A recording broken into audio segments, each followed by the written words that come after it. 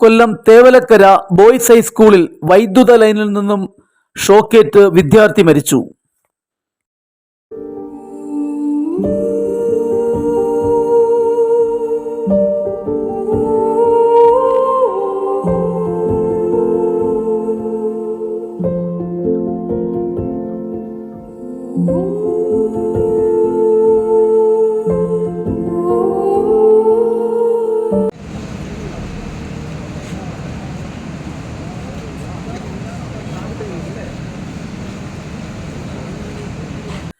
കൊല്ലം Kovoor Thevalakkara boys ഹൈസ്കൂളിലെ 8ാം class വിദ്യാർത്ഥി വലിയ പാടം മിഥുൻ ഭവനിൽ മനുവിന്റെ മകൻ 13 വയസ്സുള്ള മിഥുനാണ് വൈദ്യുത ലൈനിൽ നിന്നും ഷോക്കേറ്റ് മരിച്ചത്.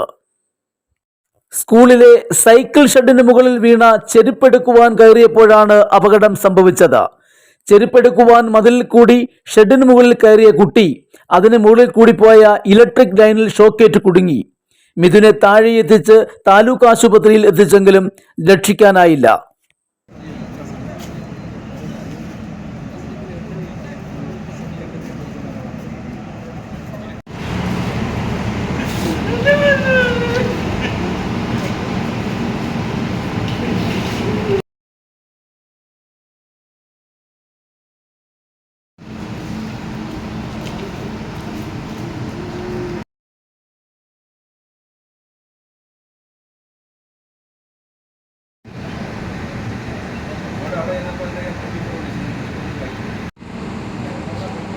കൊല്ലത്ത് സ്കൂളിൽ വിദ്യാർത്ഥി ഷോക്കേറ്റ് മരിച്ച സംഭവത്തിൽ വിവിധ രാഷ്ട്രീയ വിദ്യാർത്ഥി സംഘടനകൾ ജില്ലയിൽ വിദ്യാഭ്യാസ ബന്ദ് പ്രഖ്യാപിച്ചു. പ്രിയപ്പെട്ട മിഥുന്, മീഡിയ 2020യുടെ കണ്ണീർ പ്രണാമം.